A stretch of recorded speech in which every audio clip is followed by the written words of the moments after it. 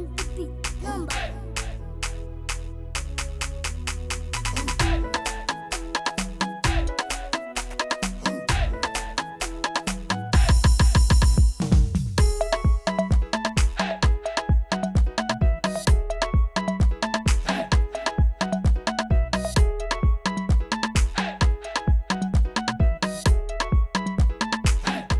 The book is about restructuring, and restructuring must not be in any one particular form. It's about coming together to talk and deciding, on what will work.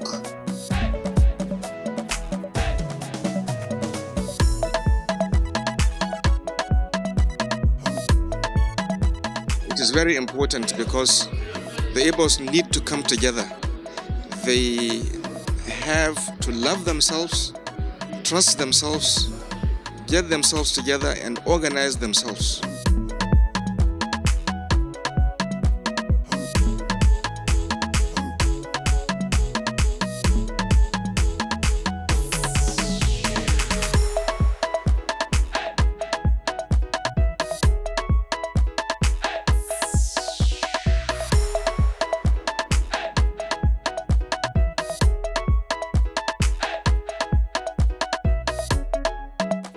You and I know that Igbo people are found in the southeastern part of Nigeria, and that Igbo people are known for their sense of industry, that Igbo people are known for being egalitarian in their nature, in their politics, and Igbo people are known for being democratic, in their structure. So to that extent, you cannot really say that we have an identity crisis. Please let us be on our feet so we can sing the national anthem. And we're going to start after the count of 2.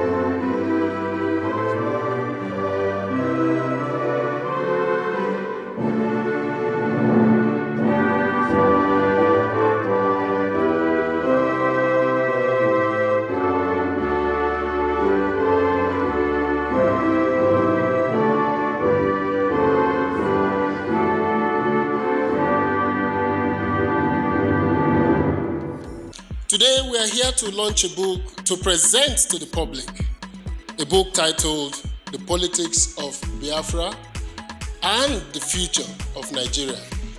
To take a look at the past, but not to be held hostage by the past. To take a look at the future, but not to be enamored of a future that is yet to come. People need to go to history. We need to interrogate history to find out the truth. Biafra did not just emerge. Biafra was caused by certain political structural differences in the country. If we do those things that we did in the past to contain those who wanted to secede from Nigeria, the question of Biafra will be minimized. It's important for us not to forget our history. Some people think that history should be forgotten and that we should pretend that Biafra never happened. If you consider what our parents went through in Biafra, what confronts us today is nothing but a cakewalk. It just requires courage. And that's why I did not shy away from touching on every subject that is important for our people. We have to be proud of who we are. We are Igbo. We must be proud of our Biafran heritage. No shying away from it. That's who we are. That's our history. But at the same time, we must move very surely, no timidity, to secure our rights in Nigeria. I think it captures where Nigeria is today. It interrogated our past, it reviewed our present, and it made prognosis for our future.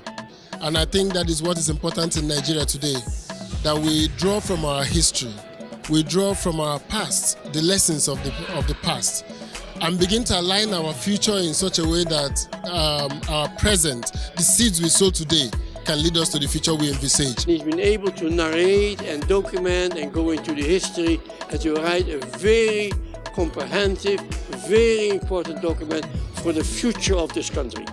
I felt the need to contribute my quota in clarifying some of the issues, from the historical angles and making informed analysis, to help both the Igbo people and Nigerians understand the issues better, in the hope that we'll work towards achieving a stronger country. For me, the question is to square the circle and ask, what is the relationship between office and power?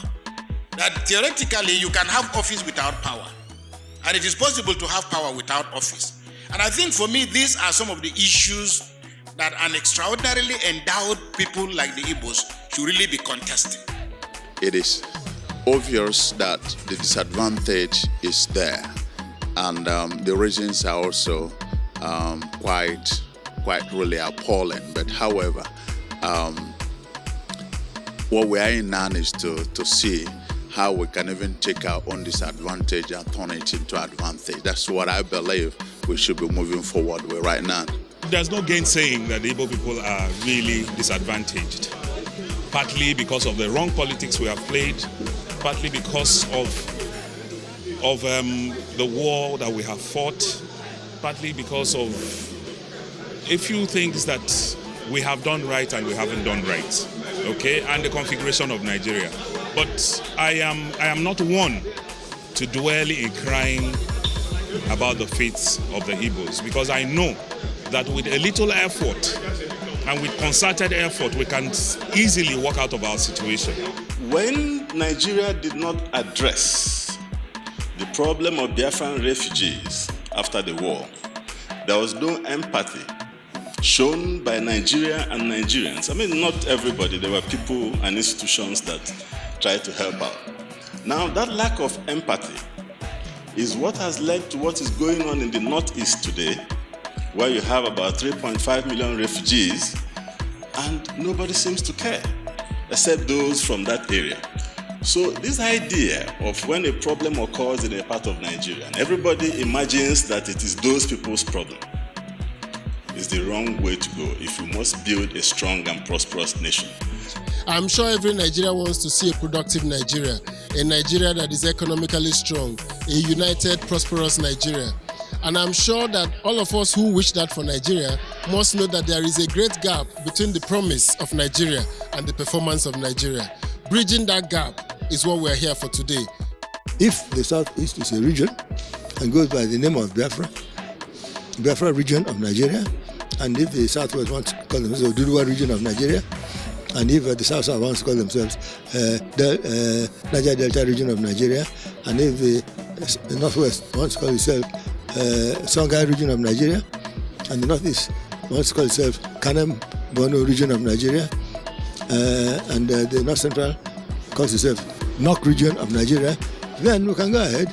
Each of these regions will develop at its own pace, and our people will have the feeling that Biafra is still a name within the construct of the Nigerian geopolity.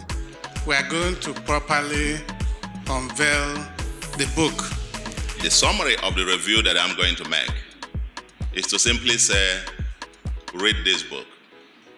This is a must-read book because it not only challenges many of the mainstream orthodoxies or mainstream narratives about Nigeria, its history and the road ahead, but offers very refreshing perspectives on what actually holds Nigeria down and what must be done.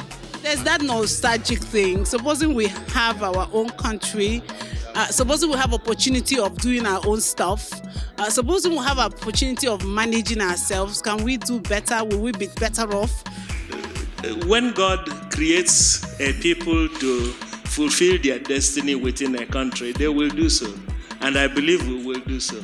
Development goes with infrastructure, and it seems that our area had been forgotten since after the war by the federal authorities, and that is what I have just seen. In terms of development, probably infrastructural development, you can say that Igbos are disadvantaged. But when it comes to education, I don't think we are. Igbo anọrọ ọfụma na Nigeria, bụ ife a na-ezo ezo. Ọnọdụ agha adịrọ mmanụ. Mana ife agha vutere. Ọ dị mkpa anụcha agha, apịachie akwụkwọ agha. Chịkọta mmadụ niile ọnụ. Ka a hapụ ime ụfọdụ ndị mmadụ dịka ndị emerigoro emeri. Ife a na-eme ndị Igbo tata bụ a na-egosi na emerigo ndị Igbo emeri. For you to say no victor, no vanquished, you have to concretize it. Biafra is the creation of Nigeria, and any other group that is so treated may have the impulse of secession. You cannot stop people seeking for freedom wherever they live. I see the Igbos as a very energetic and brilliant race. The book is quite analytical, it's quite historical, and it has actually set a stage and a platform for discussion. And I think it's very pertinent and important that we begin to discuss what Biafra is all about. For those of us who are interested in a new Nigeria, our focus should be to be our brother's keeper. But the problem remains that of leadership. And then, if marginalization did not stop the growth and advancement of Igbo businesses, the celebration of artists, Nollywood, one of the best writers in the world, Chimamanda Adichie, I would argue that marginalization cannot be an excuse for the kind of leadership we have in Igbo land. Nnamdi Kanu, in my view, threw a bet and Nigeria took it. Today, he is the most popular political prisoner and will end up either as a hero or a martyr. But to his credit, he has forced Nigeria and the world to discuss Biafra. I believe that keeping him there does not do Nigeria any good. I believe this young man should be released and released like yesterday. The debate must start. And I think our generation is probably the most well equipped to start this conversation. The place to start is here. And I think the time to start is now. And finally, let me agree with Wole Soyinka that Biafra is an idea. And that is what this book talks about. You can't defeat it with guns or prison cells. The only way to defeat it is to offer a counter narrative.